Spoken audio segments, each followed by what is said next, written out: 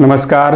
आज फिर से स्वागत है मालवीय CUET PG के इस प्लेटफॉर्म पे। मैं आज दूसरे पार्ट में इस 2022 PYQ के आपको मैंने बोला था कि कल एसेशन और रीजन अच्छे से करा दूंगा, बिकॉज वीडियो लंबा होता चला जा रहा था और कुछ व्यस्तता भी थी। हमने जल्दी कुछ क्वेश्चंस लास्ट के स्किप किए थे, उसको आज अच्छे से देखते हैं और फिर एसेशन और रीजन को आगे बढ़िया से एक्सप्लेन करके हम आगे बढ़ते हैं वीडियोज़ के। तो क्वेश्चन नंबर 37 आप देख रहे हो कि ये क्या बोल रहा है। एसेशन और रीजन में आपको सबसे पहले ये देखना है कि कॉजल रिलेशन आप लगा के देखो। कॉजल रिलेशन में क्या होता है, एक कॉज होता है और एक इफेक्ट होता है। कार्य और कारण, तो कार्य या इफेक्ट जो होता है वो कारण का परवर्ती होता है, यानी कारण ही है जो रिस्पॉन्सिबल है किसी कार्य को होने के लिए। तो कॉज इफेक्ट को प्रोड्यूस करता है। उसी तरीके से एसर्शन रीजन में कोई भी स्टेटमेंट बोला जाता है तो उस स्टेटमेंट को पहले चेक करना है क्या ये स्टेटमेंट जो एसर्ट किया जा रहा है, कहा जा रहा है, वो सही है या फिर गलत है। अगर वो सही है तो नीचे वाला जो स्टेटमेंट 2 होगा रीजन वाले में, वो क्या उस एसर्शन को एक्सप्लेन कर रहा है या उसका कारण है। तो हम इसको बिकॉज या क्योंकि लगा करके देखते हैं और फिर जाकर के कंफर्टेबली इसको। तो इसीलिए मैंने बोला कि मॉडरेट टू डिफिकल्ट क्वेश्चन के अंतर्गत आता है। ठीक है, तो क्वेश्चन नंबर 37 को अगर हम देखते हैं तो ये न्याय फिलॉसफी से है और इसमें बोला है कि न्यायिकों के अनुसार ध्वनि शाश्वत नहीं है। एसर्शन बोला जा रहा है कि according to Naiyayikas sound is not eternal. बिल्कुल सही बात है, न्यायिकों ने साउंड को इटर्नल नहीं माना है। ठीक है, वो टेम्पोरल मानते हैं, क्योंकि साउंड क्या होता है, प्रोड्यूस होता है ना। साउंड किसकी खासियत है, अगर आप देखो 5 तत्वों में से, तो आकाश से साउंड की कल्पना की गई है कि वहां से निकलता है। ठीक है, तो अब रीजन इसको देखते हैं। According to Nyayika, sound is not eternal. Why it is not eternal? Because Nyayika's sound is produced and it is an effect. ठीक है, तो साउंड एक तरह का इफेक्ट है, कार्य है और ये प्रोड्यूस होता है। तो जो कोई भी प्रोड्यूस हुआ वो इटर्नल नहीं होता। इसीलिए एसर्शन और रीजन बिल्कुल एक दूसरे से सुसंगत हैं और अच्छे तरीके से एक्सप्लेन कर रहे हैं। इसीलिए असर्शन भी ये सही होगा और रीजन जो दिया है वो भी सही होगा। तो असर्शन और reason both are correct and reason are explain it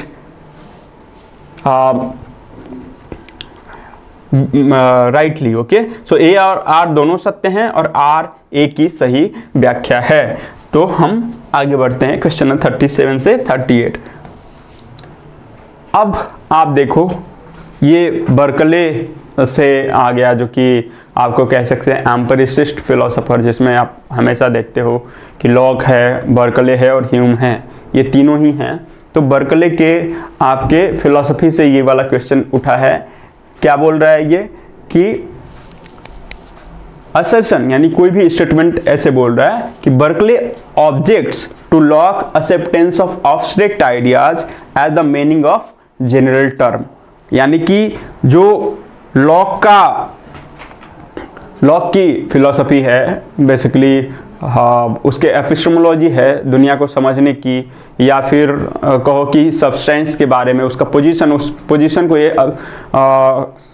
object करता है। ठीक है, तो क्या बोलता है ऑब्जेक्शन में कि लॉक एक्सेप्ट करता है एब्स्ट्रैक्ट आइडिया को। ठीक है, किससे कि एक तरह का ये एब्स्ट्रैक्ट आइडिया है, वो किस तरह का है कि ये जनरल टर्म का जैसे मीनिंग होता है वही उसी तरह का कुछ एब्स्ट्रैक्ट आइडिया होता होगा। तो लॉक का ऑब्जेक्शन बिल्कुल है, बर्कले का ऑब्जेक्शन लॉग के पोजीशन को लेके एब्स्ट्रैक्ट आइडियाज में।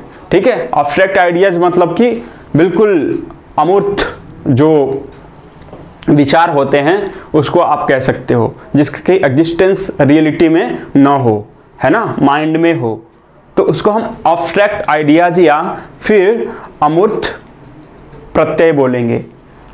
तो ये वाला असर्शन सही हो गया। अब रीजन क्या बोल रहा है, क्योंकि या बिकॉज, ठीक है, Berkeley think that Locke's notion of or forming abstract idea is both impossible and unnecessary। पहले में ऑब्जेक्ट किया इसने और उसका कारण देते हुए बोल दिया कि क्यों मैंने ऑब्जेक्ट किया, इसीलिए ए और आर दोनों सत्य होगा और आर ए की सही व्याख्या माना जाएगा। तो option number 1 is the right answer. तो मैं जल्दी कल के क्लास में इसको लेने का तात्पर्य कुछ ऐसा बन नहीं रहा था जिससे कि मैं आपको समझा पाऊँ, इसीलिए मैंने इसको समय लेकर के असर्शन रीजन को बताया, क्योंकि असर्शन रीजन जो होता है यही आपके बेसिकली कोर्सेस में थोड़ा सा कह सकते हैं मॉडरेट या डिफ़िकल्ट किस्म का रहता है। इसको आप थोड़ा समय देंगे अच्छे से तो ही हो पाएगा, अदरवाइज नहीं हो पाता है, गलत हो जाता है, क्योंकि इसके दो विकल्प तो एकदम से एक ही जैसे रहते हैं।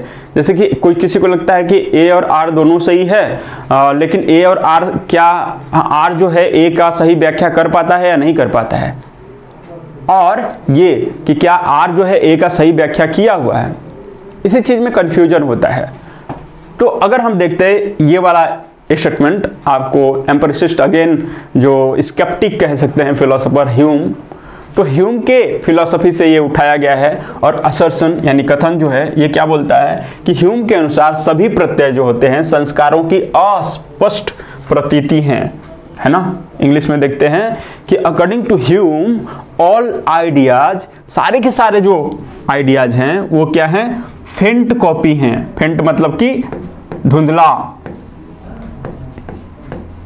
ठीक है, ये एक तरह का धुंधला कॉपीज मात्र है ना। मतलब कि मान जाइए कि कोई चीज़ कोई घटना आपको बहुत पहले हुई है और आपको थोड़ा सा उस घटना का याद रह गया है, तो वो फेंट आइडियाज रहता है या फेंट कॉपीज कह सकते हो। ओरिजिनल एग्जैक्ट न्यू मेमोरी आपके में नहीं रहेगा। अभी रिसेंटली आप कहीं घूम के आए हो और आपसे कोई चीज़ें पूछी जाती है तो एकदम बिल्कुल वो नया आइडियाज रहता है, ठीक है, वो न्यू कॉपीज रहता है, तो वो फेंट नहीं होगा। जबकि कुछ देर के बाद जो आइडियाज होते हैं वो फेंट कहलाते हैं, फेंट हो जाते हैं।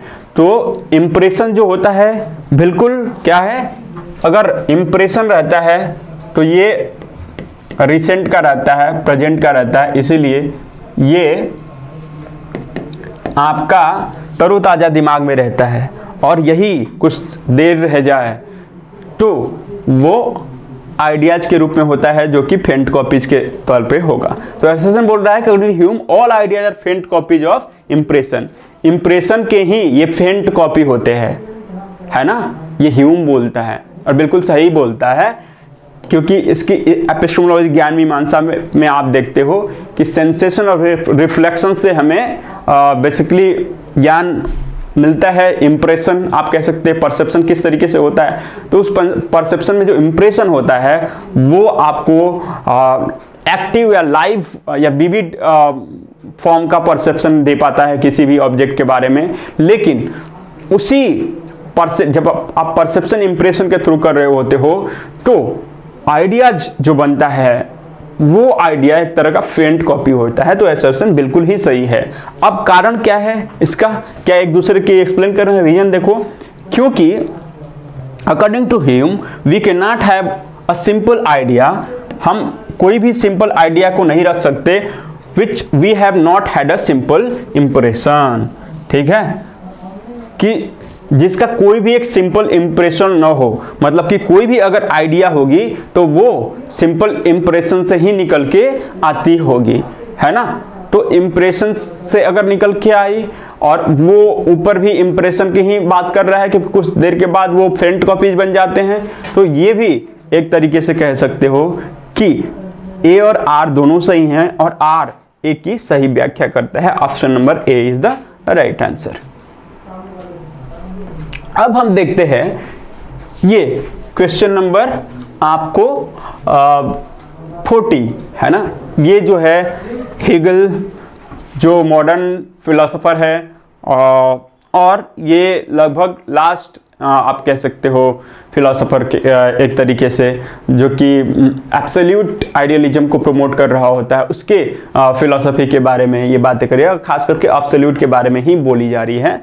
अब कह रहा है कि हेगल के लिए दर्शन का कार्य निरपेक्ष सत्ता को यह सिद्ध करने के लिए निर्मित करना या समझना है कि यथार्थ की संपूर्ण यथार्थता का सत्य ही ज्ञान है ना। यानी कि ज्ञान के डेफिनेशन हेगल के दर्शन में ज्ञान किसको कहेंगे, व्हाट इज द नॉलेज, है ना। नॉलेज किस तरीके से हम हेगल के फिलॉसफी में पाएंगे। तो आप देख रहे हो कि ये बोल रहा है एसर्शन में, for Hegel the function of philosophy, philosophy का क्या कार्य है कि टू कंस्ट्रक्ट और अंडरस्टैंड द एब्सोल्यूट, है ना। एब्सोल्यूट को कंस्ट्रक्ट करना या अंडरस्टैंड करना, टू प्रूव, क्यों, क्योंकि प्रूव करना the truth about reality as a knowledge, as a whole is a knowledge. मतलब कि रियलिटी का एज अ होल हम करें, है ना, एज अ होल रियलिटी हम समझें, वही बेसिकली नॉलेज है। ठीक है, तो ये बिल्कुल सही बात है। नॉलेज जो है एब्सोल्यूट को ही अंडरस्टैंड या कॉन्स्ट्रक्ट करके उसके बारे में एज ए होल रियलिटी हम अंडरस्टैंड कर पाते हैं, वो नॉलेज कहलाता है अकॉर्डिंग टू हेगल। अब कारण क्या है, क्यों, क्योंकि फॉर हेगल, है ना, क्योंकि Hegel, it is not possible to posit anything apart from what falls under mental concept, है ना। To trace the development of concept is to trace the development of reality itself। यानी कि एक तो reality की बात कर रहा है और एक जो है कॉन्सेप्ट की बात कर रहा है। तो ये कह रहा है कि अगर हमको जो रियलिटी है, रियलिटी मतलब कि जो भी आउटर वर्ल्ड में घटित हो रहा है, और कॉन्सेप्ट मतलब सिर्फ और सिर्फ हमारे माइंड और आइडियाज में रह के खत्म हो जाता है। तो एक तरह से यही कह रहा है कि हेगल के लिए it is not possible to posit anything apart from what falls under mental concept. मतलब कि अगर मेंटल कॉन्सेप्ट के अपार्ट कोई चीजें होती हैं, क्योंकि एब्सोल्यूटिस्ट है या आइडियलिस्ट है, तो उसके लिए तो आइडियाज इंपोर्टेंट रहेंगे, मेंटल कॉन्सेप्ट इंपोर्टेंट रहेंगे। तो to trace the development of concept, है ना, तो उस कॉन्सेप्ट के डेवलपमेंट को ट्रेस करने के लिए रियलिटी, डेवलपमेंट ऑफ रियलिटी को ट्रेस करना ही क्या कह सकते हो, एक तरह का उसका मीनिंग है ना, कि the development, to trace the development of reality is itself to trace the development of concept. मतलब एक दूसरे को ये कंबाइन कर देता है और उसी को ये रियलिटी समझ रहा होता है। तो ये भी यहाँ पे आप कह सकते हो कि असर्शन और रीजन एक दूसरे को सपोर्ट कर रहे हैं, और ऑप्शन नंबर ये हमारा सही होगा। ठीक है, अब आप देखो ये स्टेटमेंट है कि for Husserl there is no such thing as bare consciousness devoid of an object, है ना। हुसरल जो एक फेनोमेनोलॉजिस्ट है, एक तरीके से कह सकते हो कि वहां पे कॉन्शसनेस को इंपोर्टेंस दिया जाता है, वहां कॉन्शसनेस ही प्राइमरी है। तो कह रहा है कि एक इंटेंशनलिटी का कॉन्सेप्ट चलता है वहां पे, विषय अपेक्षा इंटेंशनलिटी, या फिर विषयापेक्षा कह सकते हो, कि कोई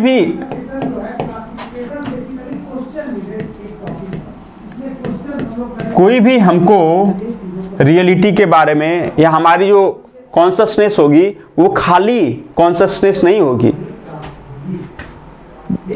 We have consciousness but there is the subject matter of anything, है ना, लेकिन वो प्योरिटी के साथ कैसे जाएंगे, हमारा इम्प्योर ना हो वो कॉन्शसनेस, उस चीज पर ये फेनोमेनोलॉजिस्ट जोर देते हैं।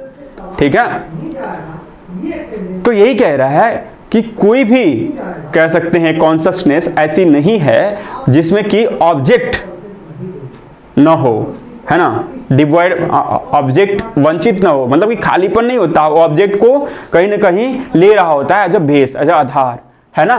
तो ये सही बात है कि स्टेटमेंट हुसरल के लिए कि there is no such thing as bare consciousness devoid of an object, है ना। कोई भी एक कॉन्शसनेस को लेगो, वो खाली कॉन्शसनेस नहीं होगा, उसमें नथिंग नहीं रहता, बल्कि वो समथिंग के बारे में रहता है। ठीक है, वो ऑब्जेक्ट उसमें रहता ही रहता है। अब आगे हम देखते हैं कि डेकार्ट के बारे में अब स्टेटमेंट बोल दिया, तो ये वाले थोड़े से इजी रहते हैं असर्शन और रीजन से। ठीक है, जिसमें सिर्फ ये देखना होता है कौन सा सही है और कौन गलत है, तो वैसे 1 by 1 हम कर लेते हैं। ठीक है, अब स्टेटमेंट नंबर 2 को देखते हैं। डेकार्ट के फिलॉसफी से लिया गया है कि डेकार्ट व्यूज माइंड को कैसे देखता है, एज एन ऑटोमेनस मेंटल सब्सटेंस, है ना, कि वो कैसा मेंटल सब्सटेंस है, ऑटोनोमस है, which might exist independently of all consciousness, all object of consciousness. तो कॉन्शसनेस के सारे जो ऑब्जेक्ट हैं उससे इंडिपेंडेंटली वो एग्जिस्ट करता है। तो जो भी मेंटल सब्सटेंस ये देखता है ना, तो वो जो भी सब्सटेंस होता ही है, तो सब्सटेंस का मतलब कि किसी चीज के ऊपर डिपेंडेंट नहीं होना चाहिए, वो इंडिपेंडेंटली एग्जिस्ट करता है। ठीक है, उसको सब्सटेंस का डेफिनेशन बोला जा सकता है, या पदार्थ आप कह सकते हो। तो ये पदार्थ या सब्सटेंस क्या है, एक तरीके का आप कहोगे कि इंडिपेंडेंट रहेगा किसी भी ऑब्जेक्ट के कॉन्शसनेस से। ठीक है, तो दोनों ही एक तरीके से ये सही है कि हुसरल भी बोलता है और डेकार्ट भी बोलता है, तो दोनों ही स्टेटमेंट बिल्कुल सही, both the statement 1 and 2 are correct. तो आप अगर गेस भी कर सकते हो अभी, तो हालांकि आप विषय कंटेंट मैटर से ही जाना होगा, अदरवाइज गेस कर लो तो ऑप्शन नंबर ए और बी ज़्यादातर सही हो रहे हैं इस वाले कंडीशन में। ठीक है, अब जो है ये रसेल के फिलॉसफी जो लॉजिकल पॉजिटिविस्ट था उसके बेसिकली फिलॉसफी से लिया गया है। According to Russell, knowledge by acquaintance, हमने सिलेबस डिस्कस करते हुए नॉलेज बाय एक्वेंटेंस और नॉलेज बाय डिस्क्रिप्शन के बारे में बताया था कि जो डायरेक्ट इमीडिएट नॉलेज होता है हमको किसी चीज का, वो नॉलेज बाय एक्वेंटेंस कहलाता है, किसी भी मीडियम का जरूरत नहीं हो। ठीक है, तो knowledge of thing by direct awareness of the thing, that is basically knowledge by acquaintance। किसी के डिस्क्रिप्शन की बात न की जाए, है ना, रोज इज रेड, गुलाब लाल है, तो इस या फैक्चुअल जो चीजें होती हैं उसको एक्सप्लेन करने की जरूरत नहीं होगी, है ना। तो जो कोई भी चीज अपने आप, या आप कह सकते हो कि एनालिटिक जो इंस्ट्रूमेंट होते हैं, है ना, ऑल बैचलर आर अनमैरिड, सारे के सारे जो बैचलर होंगे वो क्या होंगे, अनमैरिड होंगे, ऑब्वियस सी बात है ये। तो एक तरीके से कह सकते हो कि हमको उसके नॉलेज बाय एक्वेंटेंस से ही मालूम चल जाता है कि एक तरीके से ये क्या है, डायरेक्ट नॉलेज है, और उसी को नॉलेज बाय एक्वेंटेंस बोलेंगे। और स्टेटमेंट 2 में जो है दिया हुआ है नॉलेज बाय डिस्क्रिप्शन, है ना, इसके बारे में, इसका क्या मतलब है, where we have knowledge by inference from direct awareness of intermediary thing and knowledge of truth. जो भी नॉलेज ऑफ ट्रूथ है, उस नॉलेज ऑफ ट्रूथ या रियलिटी के बारे में हमको इंटरमीडिएट तरीके से नॉलेज होता है, यानी कि मीडिएशन के थ्रू जो नॉलेज होता है, जिसके बारे में कुछ कही जाए, विवरण दिया जाए, उसके बारे में एक्स्ट्रा इंफॉर्मेशन पास ऑन की जाती है, वो नॉलेज बाय डिस्क्रिप्शन होता है। तो बेसिक ही चीज़ें हैं आपकी सिलेबस से, ऐसा नहीं है कि बहुत जाके डीप में पूछ रहा है। नॉलेज बाय एक्वेंटेंस का मतलब क्या होता है, नॉलेज बाय डिस्क्रिप्शन का मतलब क्या होता है, वही चीज़ पूछ लिया। तो दोनों ही दो स्टेटमेंट जो है सही है। नॉलेज बाय एक्वेंटेंस मतलब डायरेक्ट हमको किसी चीज़ का नॉलेज हो जाए बिना उसके बारे में कुछ कहे, और नॉलेज बाय डिस्क्रिप्शन का मतलब कि आपको वहाँ एक्सप्लेन जब करना पड़े कि मान जाइए आपको बोलना है कि BHU कहाँ है, तो आपको बताना पड़ेगा कि BHU यहाँ पर है और इस तरीके से जाइएगा तब वहाँ पहुँच जाइएगा। डिस्क्रिप्शन आपको देना पड़ेगा, ठीक है। तो इसको हम नॉलेज बाय डिस्क्रिप्शन बोलेंगे। तो both the statement are correct, statement 1 and 2 are correct. Question number 43 है ना। अब ये फिर से एक असर्शन और रीजन आया है, किसके बारे में, अरिस्टोटल से रिलेटेड है और अरिस्टोटल के सब्सटेंस से ये बेसिकली लिया गया है। तो अरिस्टोटल और प्लेटो का जो फिलॉसफी है वो काफ़ी इम्पोर्टेंट है और हम देखते हैं। अब कह रहा है for Aristotle there must be self evident first principle, है ना। क्या होना चाहिए कि सेल्फ एविडेंट फर्स्ट प्रिंसिपल या एक्सियम होना चाहिए, सिद्धांत, पहला सिद्धांत, प्रथम सिद्धांत या फिर स्वतः सिद्ध कोई स्टेटमेंट होना चाहिए, ठीक है, उसको एक्सियम बोलते हैं। That can be immediately known by intellectual intuition, है ना। और उसको जानने का माध्यम क्या हो कि इंटेलेक्चुअल इंट्यूशन से हमें जानकारी मिल जाए। तो बिल्कुल अरिस्टोटल इंटेलेक्चुअल इंट्यूशन के बारे में बोलता है और वो कैसे इमीडिएटली जाना जाए इंटेलेक्चुअल इंट्यूशन से, और वो कैसा होना चाहिए, सेल्फ एविडेंट होना चाहिए, है ना। फर्स्ट प्रिंसिपल मतलब फर्स्ट प्रिंसिपल को अपने आप में, जैसे कि आप थ्योरम पढ़ते होगे तो वो सेल्फ एविडेंट होते हैं, है ना। त्रिभुज के 3 कोणों का योग जो होता है वो 180 डिग्री होता है। The sum of all the angles involve in a triangle is 180 degree, ठीक है। तो ये अपने आप में प्रूव्ड है, आप इसको प्रूव भी करते हो, ठीक है। तो एक तरीके से ये एक्सियम है। अब कारण क्या कह रहा है कि ये तो असर्शन हो गया, कॉज ये है कि फॉर अरिस्टोटल के लिए क्या है, प्रोवाइडिंग अ डिडक्टिव प्रूफ। अब डिडक्टिव मतलब होता है कि अपने प्रेमाइस यानी आधार वाक्यों से ही निष्कर्ष की तरफ पहुंचा जाता है। सो आधार वाक्य एक सॉलिड कंक्लूसिव प्रूफ देते हैं, ग्राउंड देते हैं कि हमारा जो है कंक्लूजन सही हो। तो कंक्लूजन के सत्यता के लिए आधार वाक्य या प्रेमाइस जो होते हैं वो कंक्लूसिव एविडेंस देते हैं कि हमारा प्रेमाइस कंक्लूजन सही होगा on the basis of premise. तो वही कह रहा है, for Aristotle providing a deductive proof for an instance of knowledge leads to an infinite regress of proof.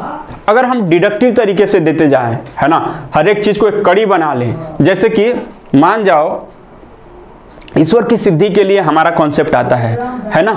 तो हम अज्यूम करते हैं कि हम जो है क्या हैं, यहाँ एग्जिस्ट करते हैं क्योंकि हमारे माता पिता हमारे फादर रहे हैं और उन्होंने हमें बनाया है। हमारे माता पिता को भी किसी ने एक्चुअली पैदा किया तो उनके माता पिता होंगे, ठीक है। उनके माता पिता के भी यानी हमारे दादा को भी किसी ने पैदा किया होगा।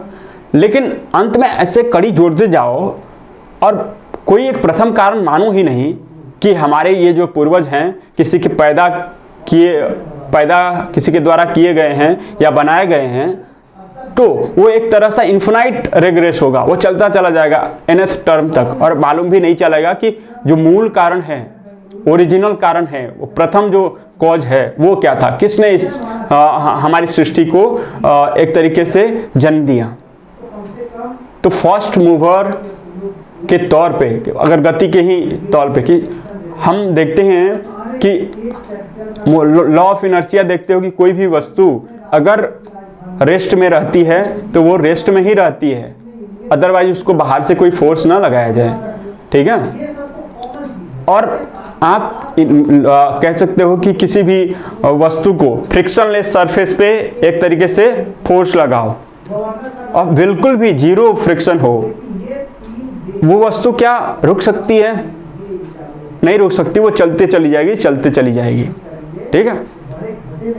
और फिर मान जाओ कि एक डोमिनो इफेक्ट देखने को मिलता है, ठीक है, कि सारी साइकिलें एक या ताश के पत्ते ना, सारी साइकिल एक लाइन में लगी हुई हैं पार्किंग साइकिल स्टैंड में, और किसी ने एक साइकिल को गिरा दिया, फिर दूसरी गिरी पहली की वजह से, तीसरी गिरी दूसरी की वजह से, चौथी गिरी तीसरी की वजह से, ऐसे करते करते जितनी भी साइकिल स्टैंड में साइकिलें हैं वो सारी की सारी गिर जाती हैं। ये डोमिनो इफेक्ट होता है, ठीक है।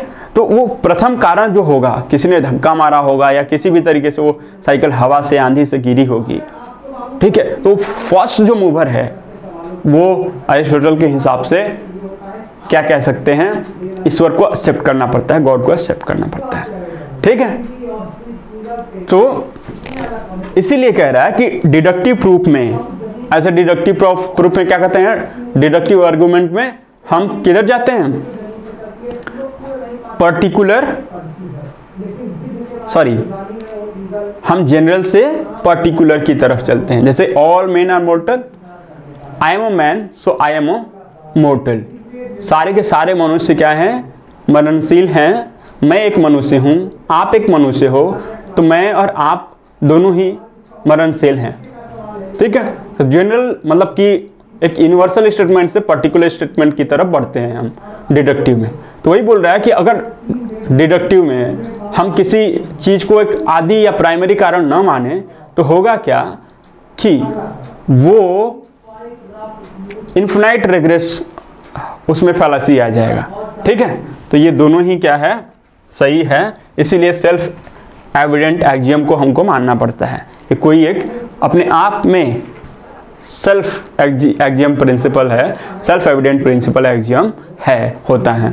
उसको माने बिना, अज्यूम किए बिना कोई भी चीज़ आपको नॉलेज नहीं प्रदान करेगी, है ना। तो आगे हम बढ़ते हैं क्वेश्चन नंबर 44 की तरफ। तो अब तो ये मैंने कराया था कि स्पिनोजा के अनुसार गॉड क्या है। तो गॉड जो है, स्पिनोजा जो है ना, वो एक तरीके से कह सकते हो कि वो इस संसार में गुथा हुआ भी है और इस संसार के पार भी है ना, ट्रांसेंडेंटल। और एक तरीके से कह सकते हो कि इस संसार में पार्ट ले रहा होता है, जो होता है ना, कहते हैं कि कण-कण में भगवान ना, तो उस तरीके से इस नेचर में, नेचर गॉड को भी वो एक्सेप्ट करता है और फिर ट्रांसेंडेंटल गॉड को भी एक्सेप्ट करता है। तो उसका गॉड जो है क्या है, creator of the world only नहीं है, ट्रांसेंडेंट। ये देखो ओनली वर्ड पे फोकस करो, मतलब कि ये सीमित कर दे रहा है। तो उसका गॉड जो है सीमित नहीं है, ठीक है, ना ही वो फर्स्ट गॉड और फर्स्ट मूवर है। तो फर्स्ट कॉज और फर्स्ट मूवर जो गॉड है वो एरिस्टोटल में आता है। ये पूछता है गॉड अकॉर्डिंग टू अरिस्टोटल, अरस्तु के अनुसार भगवान क्या है, तो वो प्रथम कारण या प्रथम गति संचालक करने वाला है, ठीक है। तो ये अरिस्टोटल से रिलेटेड है, अरस्तु से। और फिर बच्चा दो चीज, to be identified with the totality of the universe. इस यूनिवर्स के टोटलिटी से आइडेंटिफाई करने वाला, यानी ब्रह्मांड की समग्रता के साथ जोड़ा जाने वाला ही उसका ईश्वर है। तो ऑप्शन नंबर सी इसका सही आंसर हो जाएगा। अब देखो कह रहा है कि who among the following philosopher believes that those propositions which describe the most perfect world, the best of all possible worlds are true, है ना। ये वाला हम अच्छे से समझते हैं, कल जल्दी जल्दी में हो गया था, आई डोंट नो कि मैंने क्या बताया था, ठीक है। तो आज हम इसको अच्छे से समझते हैं। कह रहा है कि who among the following philosopher believes that, इसमें से कौन एक फिलोसोफर जो विश्वास करता है कि दोज प्रोपोजिशन, वैसे प्रतिज्ञप्तियां जो डिस्क्राइब करती हैं मस्ट परफेक्ट वर्ल्ड के बारे में, कि इस ऐसे परफेक्ट वर्ल्ड जो कि और भी इससे बढ़िया वर्ल्ड की कल्पना की ही नहीं जाती है, हमारा जो वर्ल्ड है वही बेस्ट, एक तरीके से परफेक्ट वर्ल्ड है। The best of all possible world are true, ये कौन मानता है? तो basically best of all possible world में से हमारा जो मोस्ट परफेक्ट वर्ल्ड को डिस्क्राइब करने वाला व्यक्ति लाइबनिज है ना। ये आपको प्री स्टेब्लिश्ड हार्मोनी आप देख सकते हो माइंड बॉडी रिलेशन में। और ये मोनेट्स के बारे में चर्चा करता है, या चिदड़ू बोलते हैं, मोनेट्स या चिदड़ुओं के दर्शन के बारे में, है ना। एक तरीके से जैनियों से रिलेटेड है। ये इसका मानना है कि सारे जो पदार्थ हैं उसमें जीव होता है ना। इवन छोटे से छोटे कहीं ना कहीं वो कॉन्शियसनेस रहती ही रहती है, भले ही कोई डोरमेंट स्टेट यानी सुसुप्त अवस्था में रहेगा, लेकिन जो आप समझते हो अपने एक्सपीरियंस लेवल पे कि ये चीज़ भौतिक पदार्थ है, भौतिक पदार्थ में भी जीव को इसने स्वीकार किया है ना। तो मोनोइड के कई कैटेगरी के बारे में बोला है, और मोनोइड को बोला है कि ये गवाक्षहीन या विंडोलेस होते हैं। ये भी पूछा करता है, विंडोलेस या फिर गवाक्षहीन,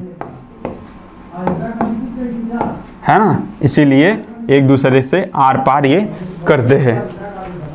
तो लेबनिज जो है सही आंसर है। आगे है, अब कह रहा है कि ये तो मैंने बताई था, arrange the following descending order.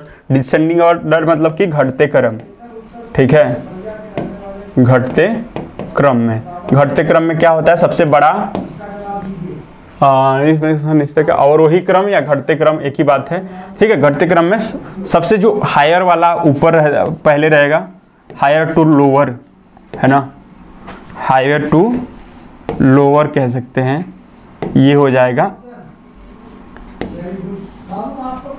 आपको घटते क्रम या डिसेंडिंग ऑर्डर। यही रिवर्स कर दो तो लोअर टू हायर,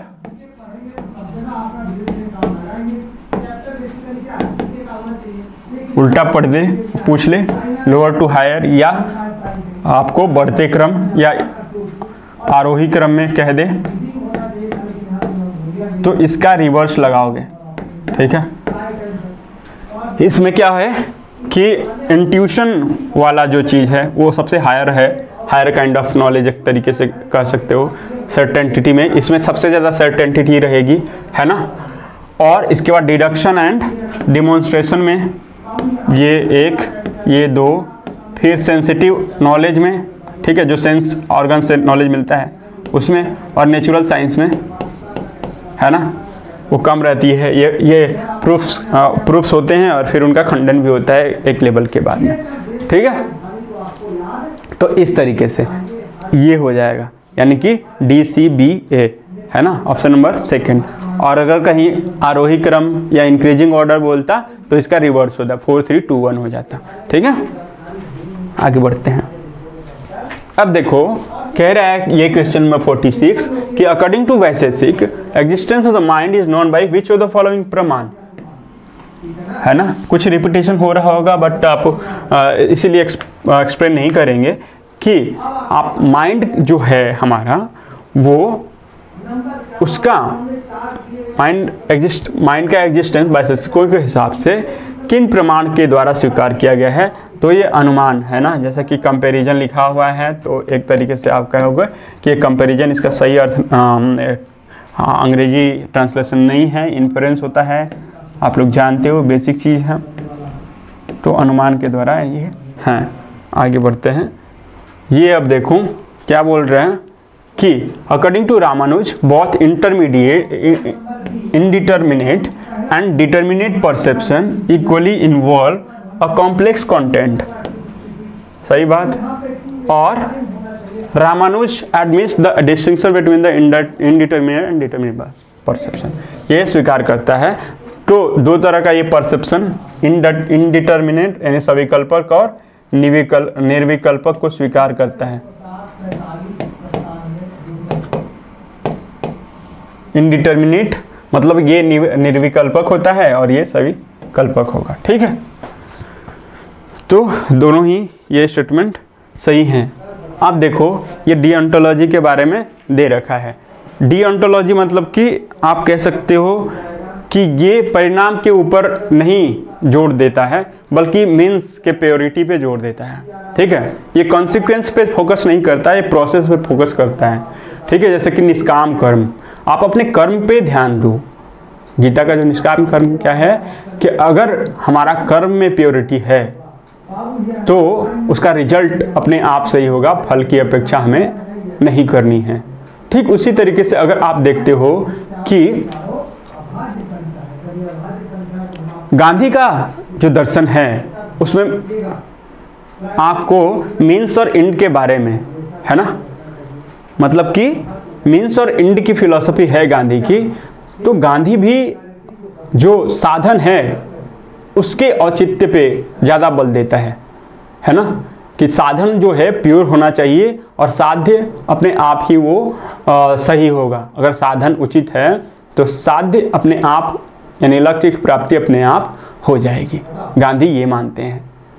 तो डिओन्टोलॉजी भी कुछ इसी तरीके का है कॉन्सेप्ट कि कैटेगरिकल इम्परेटिव अहेतुक आदेश, do your duty for the sake of your duty, duty for the duty sake, ये डिओन्टोलॉजिस्ट थ्योरी बोलते हैं, लाइक कांट ना।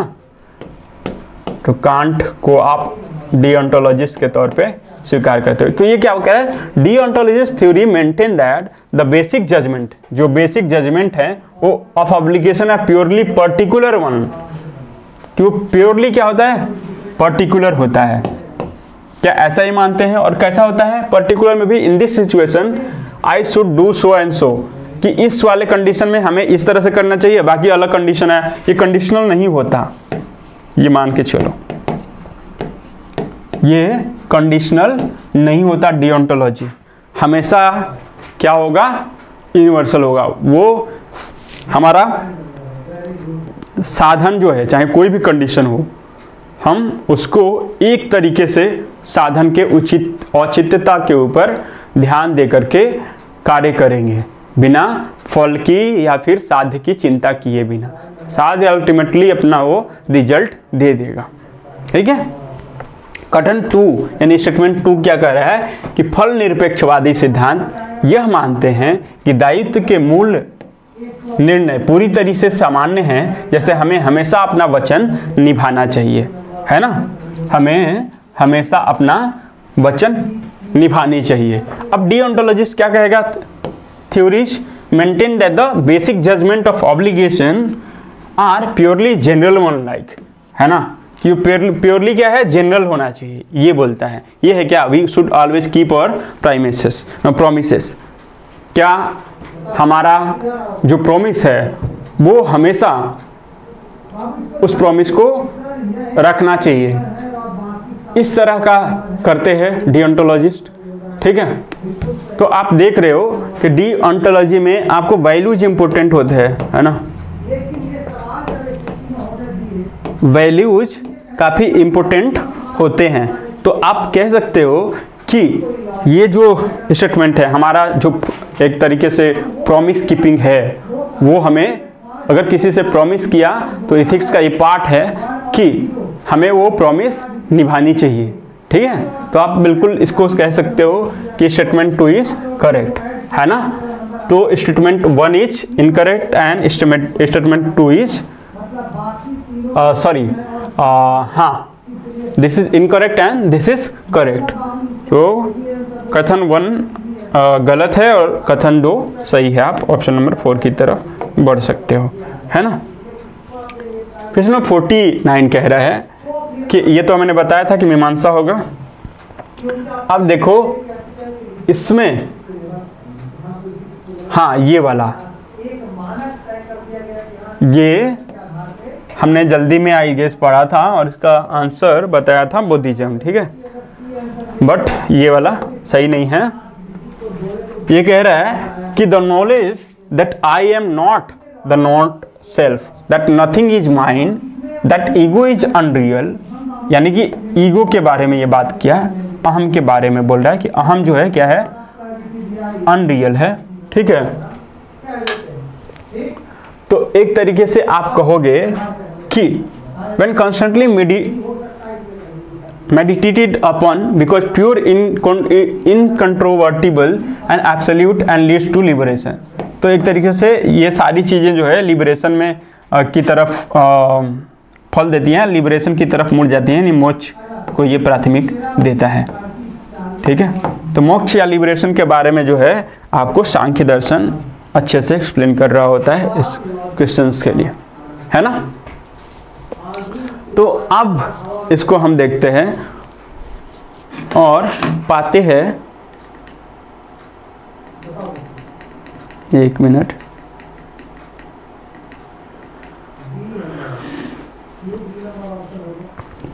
कि हाँ क्वेश्चन नंबर 51।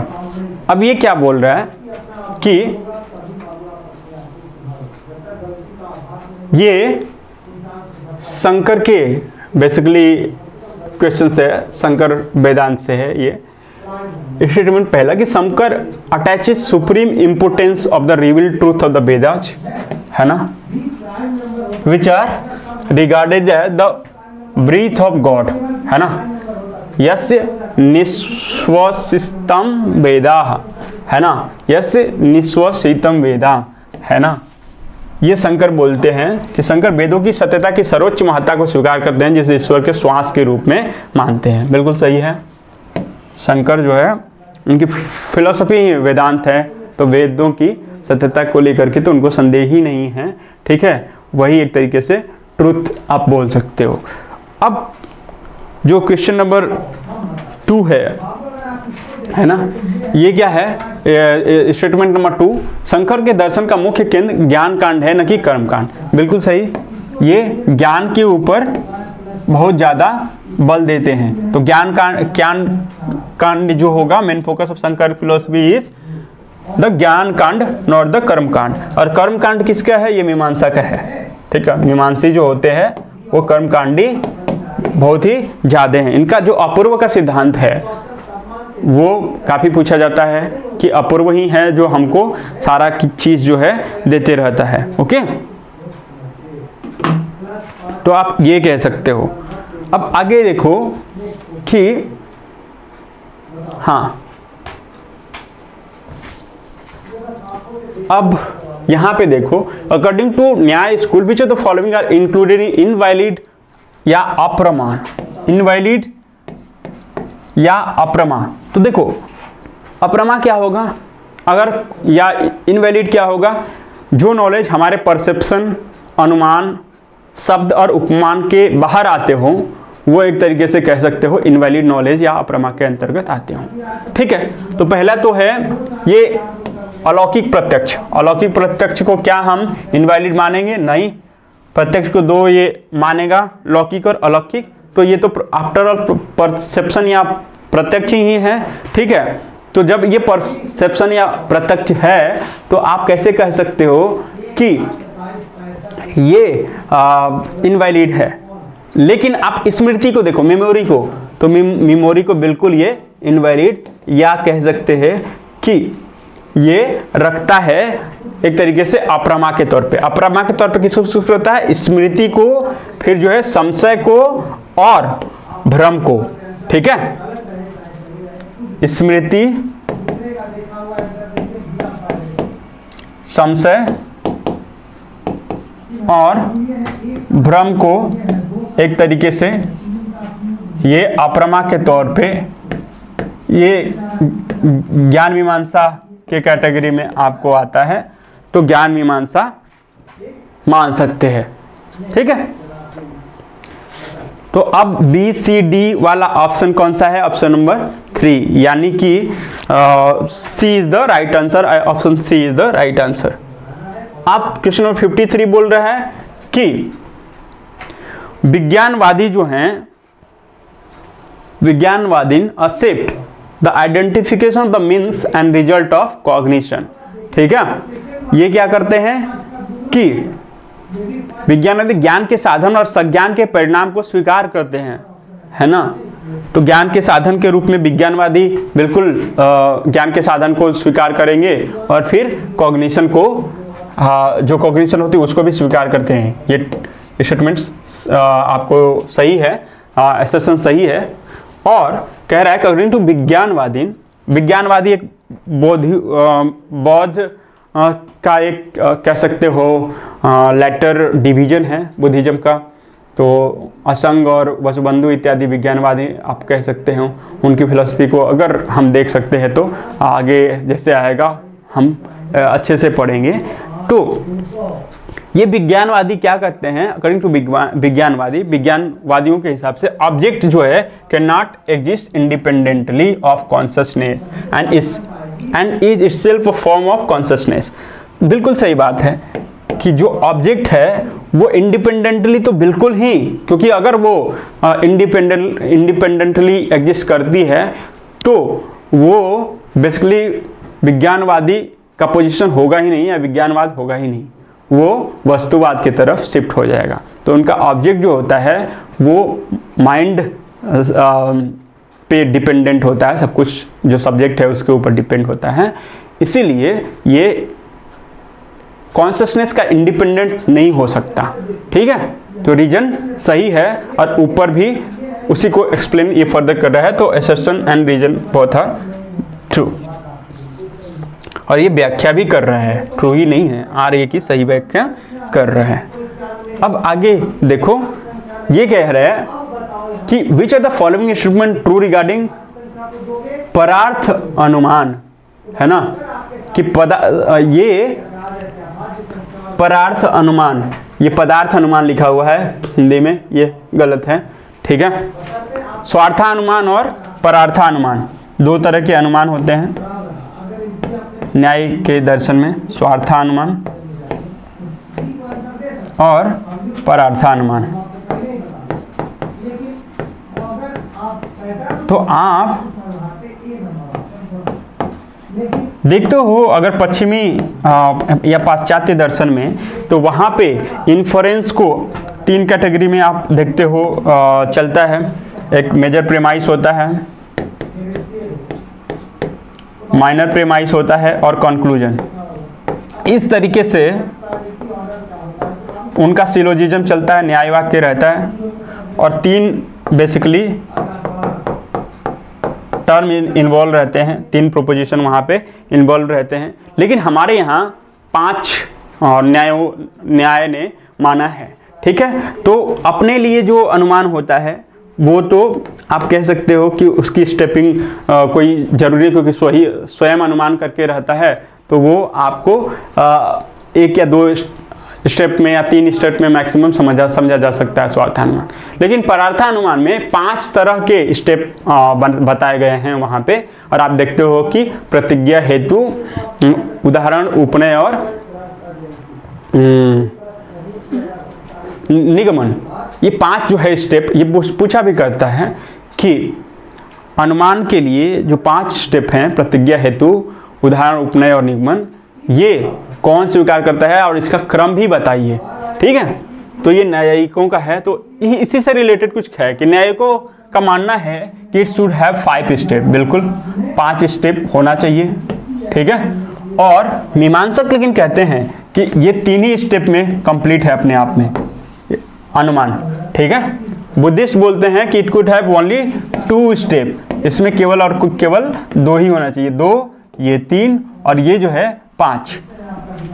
और ये कह रहा है Jain believe that it should have 7 step. तो ये अनुमान के 7 स्टेप नहीं मानता है, बल्कि वहाँ पे स्यादवाद या स्यादवाद के अंतर्गत आप देखते हो कि वहाँ पे शब्द भंगिने की बात करी गई है, स्याद अस्थि, तो वो वहाँ पे 7 स्टेप है, लेकिन ये अनुमान के अंतर्गत नहीं आता है। तो A, B, C is basically दोनों ही क्या होंगे, करेक्ट होंगे। तो आपको 1 इज द राइट आंसर। देखो ये क्वेश्चन नंबर 55 क्या कह रहा है कि Advaitin accept that all cognition is self valid. Advaita वाले ये कहते हैं कि सारे के सारे जो ज्ञान हैं वो सेल्फ वैलिड होते हैं, यानी स्वतः प्रमाण्य होता है।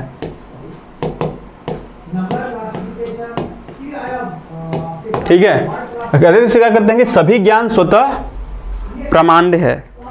ठीक है, और फिर दूसरा कथन ये कह रहा है कि Advaitin speaks explicitly in their definition of perception of the independent existence of object. ठीक है, कि ये स्वतः प्रमाण्य को मानते हैं। और फिर परतः प्रमाण्यवादी कौन है, बेसिकली न्यायिक जो है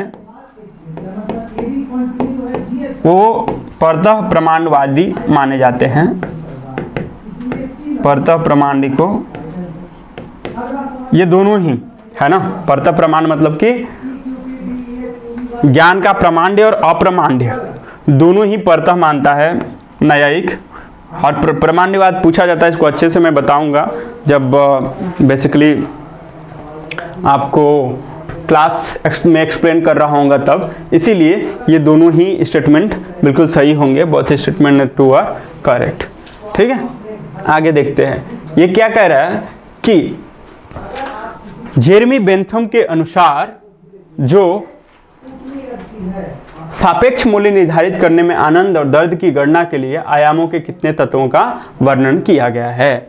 यानी कि बेंथम और मिल जो सुखवादी हैं, या यूँ कह सकते हो कि हेडोनिस्टिक इथिक्स को सपोर्ट करने वाले हैं, उसमें बेसिकली कितने एलिमेंट्स रहते हैं और डायमेंशन रहते हैं जो कि प्लेजर को और पेन को कैलकुलेट करने के लिए बनाया गया है। तो क्या 4 होता है, 5 और 3 और 7। एक बार मैं डिस्कस करते हुए क्वेश्चन या सिलेबस है ना, वो 7 स्टेप की बात कही थी। कितने 7 तरह के निर्धारण, एक तरीके से उसमें क्वांटिटी होता है, ठीक है, क्वांटिटी, ड्यूरेशन, है ना, ये इस तरीके से पैमाना होता है ना। ये बेंथम में 7 को स्वीकार किया है। मान जाइए कि क्वांटिटी मतलब जिसमें कि ज़्यादा देर तक जो सुख हमको जो कोई भी दे रहा है ना, उसको हम स्वीकार करेंगे। जो ज़्यादा लंबे समय तक और ज़्यादा मात्रा में हो, है ना, वो एक तरीके से ये हेडोनिस्टिक कैलकुलस बोला जाता है ना। हेडोनिस्टिक कैलकुलस के अंतर्गत 7 मूल्यों की बात है। इसको डिटेल में हम लोग क्लास करते वक्त देख लेंगे। अब कह रहा है the book critique of pure reason was written by. कई बार मैंने बोला है, आप लोग कमेंट करते नहीं हैं, और इससे क्या होता है कि आदमी डिस्करेज होता है, या यूँ कह सकते हो कि पढ़ाता है आपको इतना मेहनत से, और आप जब क्वेश्चन पूछते हैं तो कमेंट नहीं करते और उसका आंसर नहीं बताते। इसको कई बार मैंने 2 ही क्लास में, इसीलिए मैं बोला हूँ कि अगर आप पूरी तरीके से क्लास करते हो तो 40 दिन आपको पर्याप्त हैं कि एक अपर टॉप पोजीशन पे आप पा सकते हो और आप अच्छे यूनिवर्सिटीज़ में जा सकते हो। इवन आप नेट JRF तब भी क्वालिफाई करने में समर्थ हो जाएंगे, थोड़ा सा ध्यान देंगे तो। ठीक है, तो मैंने कांट की किताब के बारे में the critique of pure reason, critique of practical reason, the ground of morals of metaphysics करके ऐसी उनकी 3 किताबों के बारे में हमेशा चर्चा करता रहता हूँ। उसी में क्रिटिक ऑफ प्योर रीजन जो है वो किसके द्वारा लिखी गई है, तो इमैनुअल कांट के द्वारा लिखी गई है। J.S. मिल, जॉन स्टुअर्ट मिल, यूटिलिटेरियनिज्म इनकी किताब है, जो कि मैं पूछा था बट आप लोगों ने कमेंट नहीं किया। ठीक है, और ये बी अ ह्यूमन, इनका बी अ ह्यूमन एक फेमस स्टेटमेंट है ना। और फिर ह्यूम जो है, a treatise of human nature, a treatise of human nature, ये ह्यूम की एक बुक है। ठीक है, तो ये किसके द्वारा लिखी गई है, तो इमैनुअल कांट के द्वारा लिखी गई है। ओके, तो अब आप देखो कि who agrees that right thinking is essential to right action, है ना। कौन ये मानता है कि सही सोच सही कार्य के लिए आवश्यक है? क्या वो प्लेटो मानता है, बेंथम मानता है, सोक्रेटिस मानता है, या अरस्तु मानता है? तो कौन कहता है कि अगर हमारी सही सोच है, यानी कि right thinking is essential to right angle, तो ये सोक्रेटिस है। सुकरात जो है इस चीज़ को राइट थिंकिंग में बिलीव करता है, जो कि राइट एक्शन को भी। तो बेसिक सा क्वेश्चन था। अब कह रहा है book symposium was written, symposium को किसने लिखी है? सुकरात ने एक भी किताब नहीं लिखी थी। ठीक है, बाकी जो है प्लेटो की है ना, और इसकी मेटाफिजिक्स बुक का नाम है मेटाफिजिक्स। ठीक है, और प्लेटो की सिंपोजियम है। सुकरात बता दिया, J.S. मिल का यूटिलिटेरियनिज्म बताया। तो ये वाला बुक जो है ऑप्शन नंबर 2 प्लेटो सही आंसर होगा। How many type of purushartha are there in Indian ethics? कल भी मैंने एक्सप्लेन किया था और आज भी बता देता हूँ कि 4 तरह के पुरुषार्थ होते हैं। वो धर्म, अर्थ, काम और मोक्ष, ठीक है। मोक्ष लास्ट में आप रख सकते हो या फिर हाँ ठीक। अब आगे देखो 61, which of the following is not consider as डी एप्ट, ऋण डेप्ट होगा, ये डी एप्ट नहीं होगा, ठीक है, ऋण के रूप में मान्य नहीं है इंडियन फिलोसफी में। तो 4 तरह या 4 या 5 तरीके के भारतीय में ऋण की बात की गई है, ऋषि ऋण, देव ऋण, पितृ ऋण, भूत ऋण। ये भूत ऋण नहीं होगा, ठीक है। तो अलग अलग तरीके से हम ऋण की भी चर्चा इसमें कर लेंगे। तो ये जो भूत ऋण है वो कंसीडर नहीं किया जाता है इसमें। अब गीता रहस्य पुस्तक किसके द्वारा लिखी गई है? गीता रहस्य जो है एक तरह की किताब है, क्योंकि अमूमन जो राष्ट्रवादी थिंकर रहे हैं या विचारक रहे हैं वो किसी न किसी तरीके से क्या करते हैं, कोई न कोई किताब को लेकर के आपको राष्ट्रवादी आंदोलन में कुछ न कुछ कमेंट्री कर रहे होते हैं, ठीक है। उनके लिए वो आराध्य बुक रहती है। ठीक उसी तरीके से गीता रहस्य जो है वो बाल गंगाधर तिलक या लोकमान्य बाल गंगाधर तिलक आप बोल सकते हैं, उन्होंने गीता के ऊपर अपना अलग इंटरप्रिटेशन किया हुआ है और बताते हैं कि किस तरीके से गीता जो है राष्ट्रीय आंदोलन में उपयोगी साबित हो सकती है। तो गीता रहस्य इनकी किताब है बाल गंगाधर तिलक की। योग कर्मसु कौशलम निम्नलिखित में किस ग्रंथ की शिक्षा है? ये तो सभी लगभग जानते होंगे, योग कर्मसु कौशलम ये भगवद गीता का बेसिकली स्टेटमेंट है, ओके। और सांख्य प्रवचन सूत्र ये भगवद गीता ये इसमें रिपीट हो गया है। तो सांख्य प्रवचन सांख्य की एक पुस्तक है, ठीक है। त्रिपिटक जो है बौद्धों में आती है, बुद्धिज्म का है ये ग्रंथ, है ना। विनय पिटक, अभिधम पिटक और सुत्त पिटक, फिर जो है तत्वार्थ अधिगम सूत्र, है ना। तत्वार्थ सूत्र जो है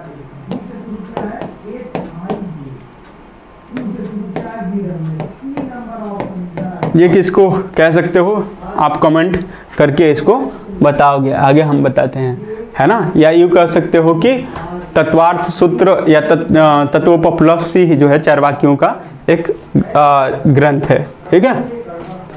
in Jain philosophy and ethics the state when karmic particles actually begin to flow towards the soul to bind it is called, है ना, कि उसमें होता है आश्रव, संवर, निर्जरा और केवल, है ना, मोक्ष या कह सकते हो।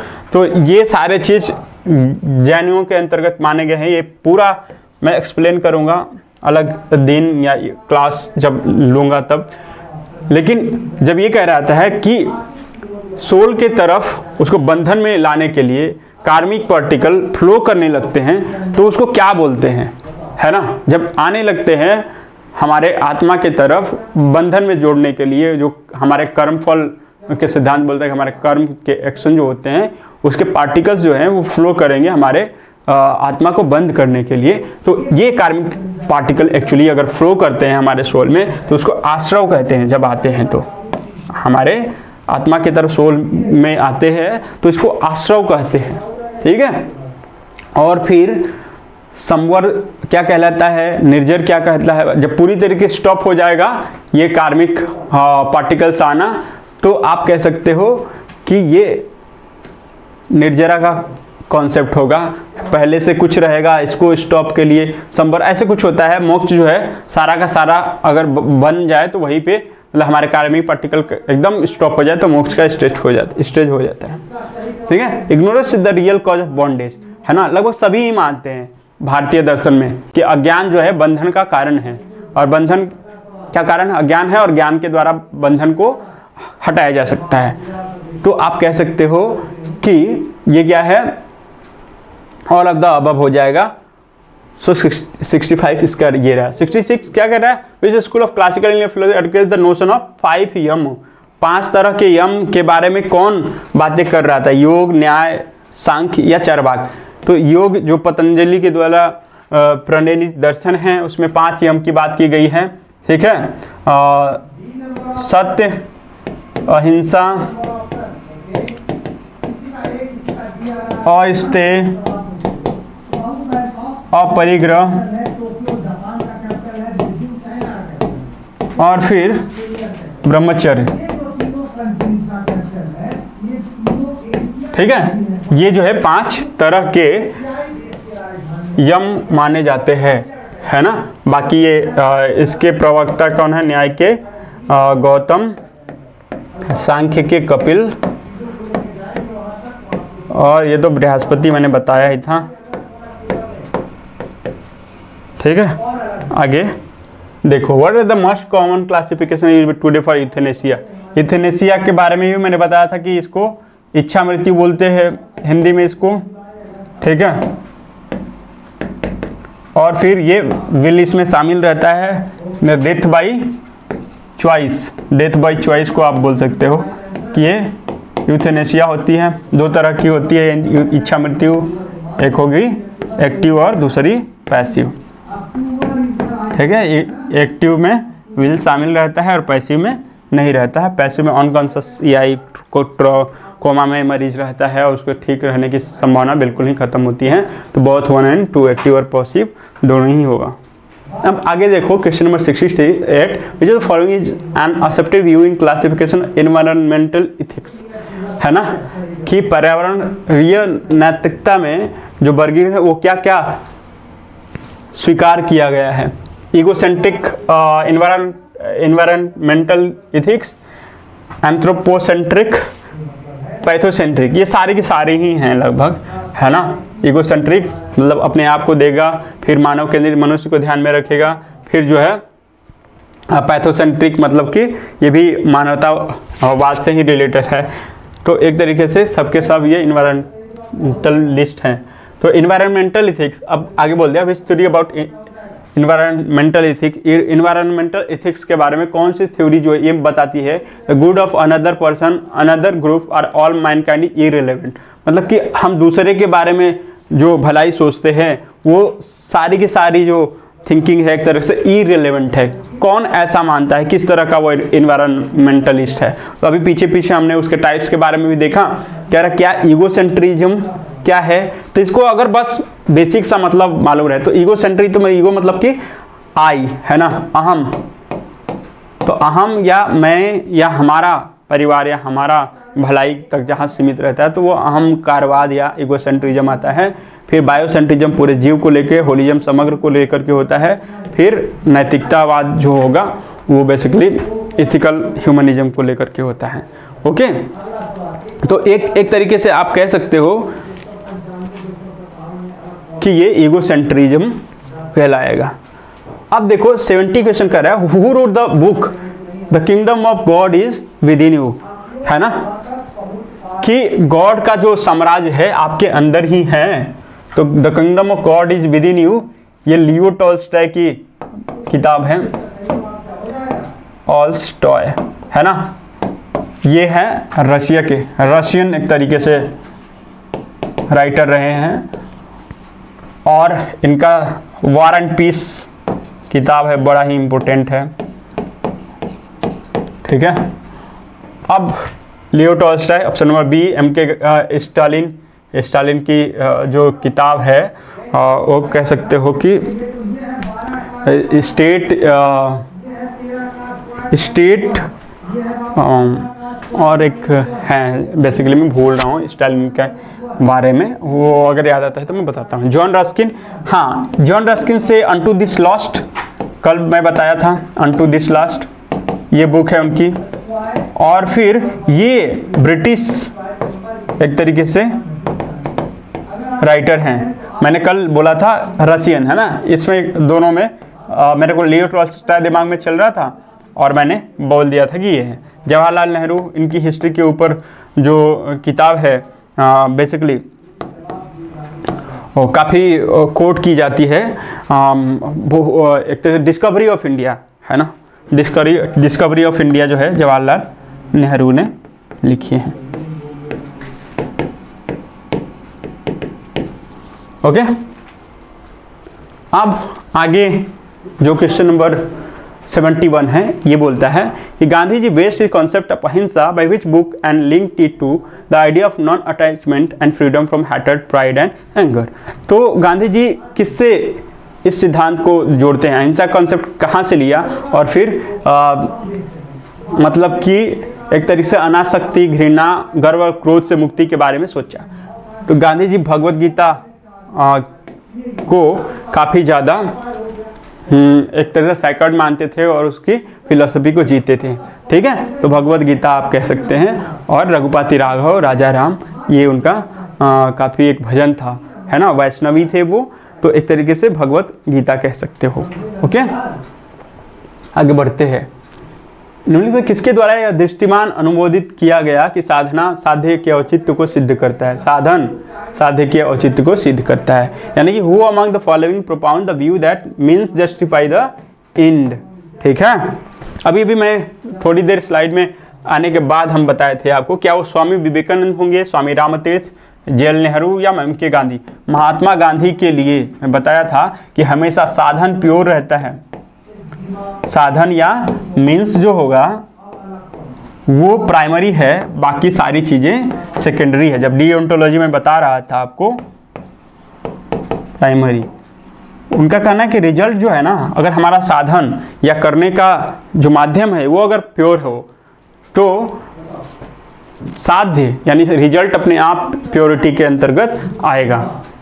तो means justify the end, this is said bye MK. Gandhi, and and justify the means अगर कहे कि यानी हमको परिणाम के बारे में सोचता हूँ, तो परिणामवादी इस तरह की थिंकिंग रखते हैं कि कोई भी चाहे तुम हथियार उठाओ, है ना, लेकिन हमको रिजल्ट अल्टीमेटली सही मिलना चाहिए। ठीक है, चाहे कोई भी चीज़, मान जाओ रेस है तो रेस के रूल्स को फॉलो मत करो, जो दौड़ रहे हैं, जो पार्टिसिपेट कर रहे हैं, उनको अगर गन से मार भी दो, ठीक है, और आप फिनिशिंग लाइन तक पहुंच जाओ तो वो अल्टीमेटली तुम फर्स्ट आ गए। ठीक है, तो एक तरीके से कह सकते हो कि ये जस्टिफाइड है कि तुम जीत गए, है ना। ये महत्वपूर्ण है कि कैसे जीते ये महत्वपूर्ण नहीं है, एग्जाम तो पास कर लिए सेटिंग वगैरह करके, ठीक है, तो ये चीज, लेकिन वो तो सही नॉलेज नहीं हुआ, सही व्यक्ति का चुनाव नहीं हुआ ना, तो मीन्स जस्टिफाई द एंड सही होना चाहिए, ना कि and justify the end means. ठीक है, तो एक तरह से परिणामवादी या मार्क्स जो हैं वो एंड पे ज़्यादा जोर देते हैं। Question number 73, who among the following the author of riddles of Hinduism, है ना। रिडल्स ऑफ हिंदुइज्म मैं एक दिन बताया भी था, ये किनका है, annihilation of caste, annihilation of caste, है ना। फिर जो है रिडल्स ऑफ हिंदुइज्म, इसके बाद पार्टीशन और पाकिस्तान करके किताब है इनकी, पाकिस्तान, ठीक है। फिर जो है आपको अनटचेबल्स करके एक बुक है, तो सब डॉक्टर आम्बेडकर की, ये बाबा साहब भीमराव आम्बेडकर इनकी किताब हैं। ठीक है, बाकी नेहरू की डिस्कवरी ऑफ इंडिया बताया है, एम.के. गांधी का हिंद स्वराज, फिर जो है आप कह सकते हो माई एक्सपेरिमेंट विथ ट्रूथ जो ऑटोबायोग्राफी है, इनकी जर्नल है, किताब है, बेसिकली यंग इंडिया और हरिजन इत्यादि हैं। स्वामी विवेकानंद ये नियो वेदांतिस्ट कह सकते हैं, ठीक है, नव वेदांती हैं जो कि ह्यूमनिज्म को ज़्यादा केंद्र में लेकर के वेदांत का इंटरप्रिटेशन करते हैं। आगे जो है विच theory of ethics the greatest happiness for the greatest number, एक तरह का स्लोगन है ये। किसका स्लोगन यह है? ये नारा है कि अधिकतम व्यक्तियों के लिए अधिकतम सुख। तो ये बेसिकली इगोइज्म, पॉजिटिविज्म, यूटिलिटेरियनिज्म या डिओन्टोलॉजी, तो यूटिलिटेरियनिज्म या उपयोगितावादियों के लिए ये नारा जो है बेहद ही इंपॉर्टेंट है। तो option number C will be the right answer, है ना। Greatest happiness for the greatest number, this is said by the utilitarianist. ये तो रिपीट ही हो गया। तो आज के लिए इतना ही, और अब हम आपको आगे से टॉपिक वाइज वीडियो लाएंगे। आप बने रहिए और देखते रहिए मालवीय एकेडमी प्लेटफॉर्म पे CUT PG के फिलॉसफी से संबंधित लेक्चर। आप सजेशन दीजिए, इसके बाद कमेंट करिए और लाइक करिए, सब्सक्राइब कीजिए। फिर हम आपको आपके अंतिम लक्ष्य तक पहुंचाने में सहायक होंगे। किसी भी तरीके का आपको डाउट हो, क्वेश्चन पूछिए, ठीक है, और फिर हम आपके लिए हाजिर रहेंगे, ठीक है। Okay, thank you very much.